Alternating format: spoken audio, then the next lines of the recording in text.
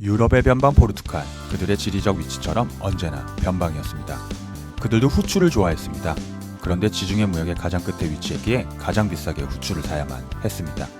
그랬던 포르투갈이 후추로 부자가 됩니다. 대항해 시대를 연 것입니다. 말로만 듣던 대항해 시대를 이번 기회에 정리해드릴 테니 영상을 끝까지 봐주시고요.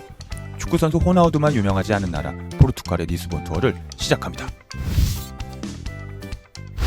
오늘의 박스투어 일정 안내입니다.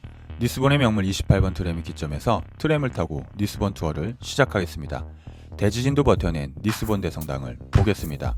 언덕에 올라 성 조르제 성에 가겠습니다. 코메르시오 광장에서는 포르투갈이란 나라에 대해 알아보겠습니다. 그리고는 에그타르트의 성지인 파스테스 드 벨렘으로 이동해 제로니무스 수도원까지 워킹 투어하겠습니다. 벨렘 지구에서는 대항해 시대를 연 포르투갈을 되새겨보겠습니다. 투어리스트 여러분 안녕하세요. 역사와 지식을 담는 투어 박스투어입니다. 포르투갈은 한때 세계를 누볐습니다. 그들의 식민지도 도처에 깔려 있었는데요. 그런데 지도상에서 포르투갈을 보면 한없이 작습니다. 인구도 1000만 명이 간신히 넘는 수준으로 작디 작은 나라입니다. 하지만 그들에게는 거대한 역사가 있었습니다. 지금 리스본의 28번 트램을 보고 계십니다. 28번 트램의 노선은 리스본의 주요 투어리스트 존을 다니는데요. 고속철도가 다니는 이 시대에 수동기어를 조정하며 골목골목을 다닙니다. 리스본은 언덕을 끼고 있는 도시인지라 28번 트램을 잘 이용하시면 좋은데요. 이 사실을 알고 있는 전 세계의 여행자들은 28번 트램의 기점인 마틴 모니즈의 긴 줄을 이루고 있습니다. 리스본의 포르투갈어 이름인 리스보아 카드를 구매해 하루 종일 자유롭게 이용하시는 게 효율적입니다. 리스보아 카드는 지하철과 버스까지 이용할 수 있으니 참고하시면 되겠네요. 28번 트램을 타시고 앉으셨다면 굳이 내리시지 않고 쭉 타고 다니시는 것도 추천합니다. 왜냐하면 트램을 타고 바라보는 리스본의 요소가 큰 구경거리이기 때문입니다. 1755년 11월 1일 토요일의 리스본은 최악의 하루였습니다. 리스본 대지진이 일어났는데요. 당시의 기록으로 추정하기로 리히터 규모 8.5 이상으로 보고 있습니다.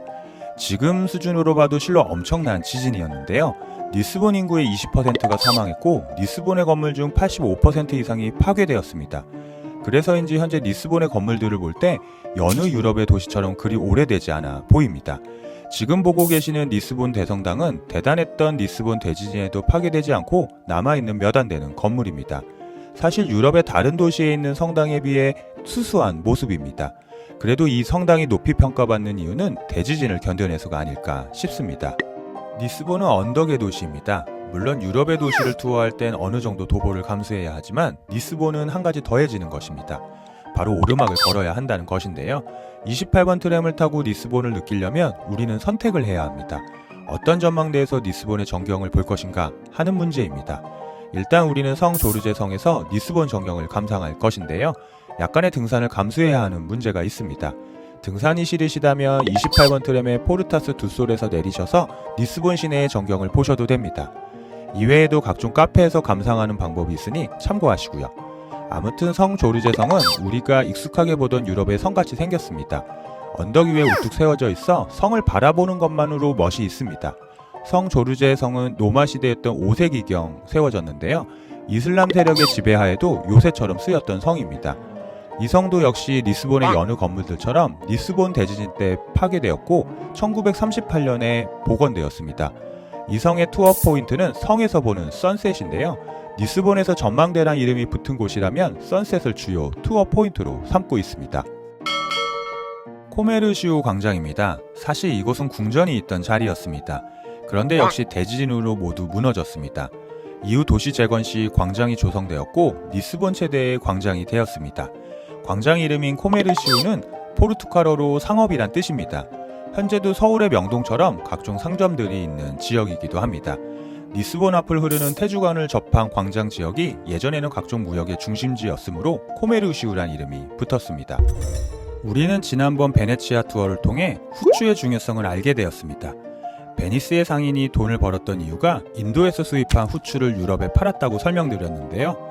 유럽의 변방인 포르투갈에서 후추를 구입하려면 엄청난 중간 유통을 거쳐야 했습니다.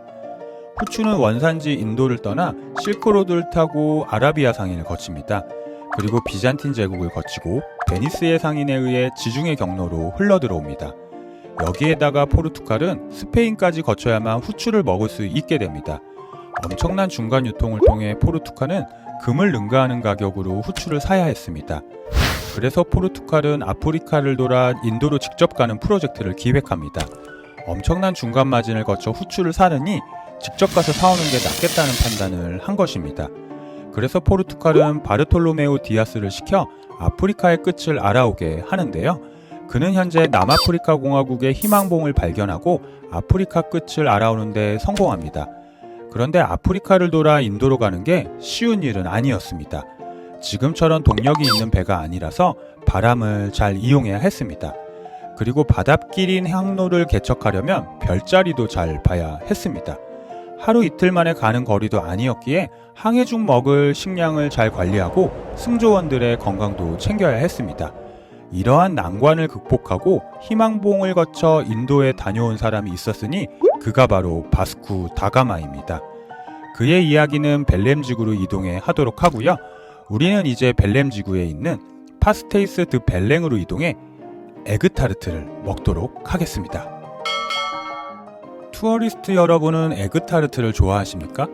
에그타르트의 원조가 이곳입니다. 이곳은 파스테이스 드 벨랭입니다. 에그타르트는 우리가 잠시 후 투어할 제로니무스 수도원에서 처음 만들어졌습니다.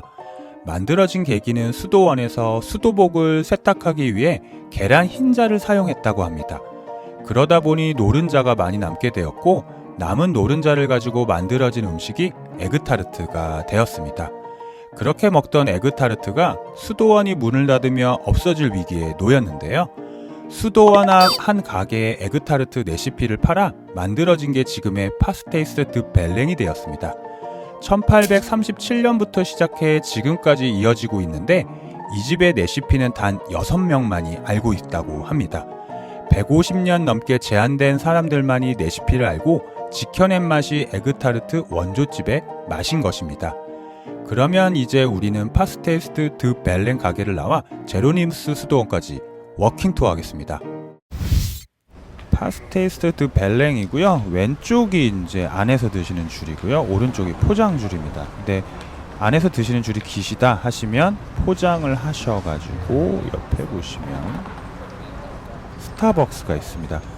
포장하셔서 스타벅스에서 드시기도 하시는데 웬만하면 줄을 좀 기다리셨다가 안에서 드시는 거 권장하니까요. 포르투갈 처음 오시면 놀라시는 게 물가입니다. 물가가 좀 싸서요. 그래서 뭐 다리 아프시면 택시 타시고 드시고 싶으신 거 있으시면 뭐 마음껏 드십시오. 이 정도의 물가가 있는 유럽 도시가 흔치 않으니까요. 리스본에서 좀 즐기셔야 되고요. 그리고 리스본 오셔서 하루 정도 좀 여유가 되시면 근교의 신트라 한번 갔다 오시는 걸 추천해 드립니다. 리스본 호시우역에서 한 40분 정도 기차를 타시면 가실 수 있는 곳이거든요. 그래서 또 신트라에서 한 버스를 타면 호카곳이라는 유럽의 땅끝까지 다녀오실 수 있습니다. 근데 이 일정이 하루가 꼬박 걸리는 일정인데요. 후회하지 않으실 일정입니다. 그래서 상당히 추천해드리는 코스니까요. 리스본 오시면 하루 정도 일정을 더 빼시는 거 기억해 두시고요. 여러분들 보시는 게 이제 제로니무스 수도원입니다. 제로니무스 수도원에 관련해서는 제가 좀 더 자세하게 좀 소개를 해드리려고 하는데요. 포르투갈의 상징과도 같은 곳입니다. 제로니무스 수도원은 희망봉을 거쳐 인도로 가는데 성공하고 포르투갈로 무사히 귀환한 바스쿠 다가마를 기념해 만들어진 곳입니다. 1501년 마누엘 1세가 건설한 것인데요. 이 수도원을 에그타르트를 최초로 만든 곳이라 기억하시면 안 되고 포르투갈의 상징 같은 곳으로 기억하셔야 합니다. 이곳은 대항해 시대를 연 바스쿠 다가마의 무덤이 있고 그 이후 대항해 시대의 최전성기를 이끌었던 왕들의 무덤이 있습니다. 그야말로 포르투갈 자체인 곳입니다. 대항해 시대 때 후추를 비롯한 향신료 무역으로 쌓았던 부의 일부로 이 수도원은 만들어졌습니다. 이 수도원을 지은 마누엘 1세 때 바스쿠 다가마의 인도 항로 개척과 카브랄의 브라질 발견이 있었는데요. 그야말로 유럽 변방의 나라 포르투갈이 세계를 호령하는 시대가 열렸던 것입니다. 1960년 대항해 시대를 연 33명의 영웅들을 기념해 만들어진 발견기념비를 보고 계십니다. 이것을 보며 느끼는 게 있습니다. 이토록 작은 나라가 세계를 지배한 시절이 있었는데 선입견을 가지고 살면 안 되겠구나 싶습니다. 이와 비슷한 생각을 하게 하는 나라가 있었는데요. 저에게는 몽골이 그랬습니다. 조만간 몽골로의 투어도 제작하도록 하겠습니다. 어쨌거나 이곳의 바닥은 포르투갈 특유의 파도 문양입니다. 이 문양이 익숙하신 투어리스트님이 계실 텐데요. 아마도 마카오를 다녀오셨다면 그곳에서 보셨을 것입니다. 마카오는 포르투갈이 가장 마지막으로 내놓은 식민지였습니다. 태주강 어귀에 자리 잡고 있는 벨렘탑입니다. 이 탑도 역시 마누엘 1세가 바스코 다가마의 업적을 기념해 세웠는데요. 세워진 당시에는 외국 선박을 감시하고 통관하는 용도로 사용되었습니다. 바스코 다가마는 1497년 포르투갈을 떠납니다. 바르톨로메우 디아스가 발견한 희망봉을 거쳐 아프리카 대륙 동쪽 바다에 이르게 됩니다. 그리고는 인도를 찾아 다시 항해합니다. 우여곡절 끝에 드디어 인도 캘리컷에 도착합니다. 바닷길로 인도에 가고자 했던 어마어마한 프로젝트가 성공한 순간이었습니다.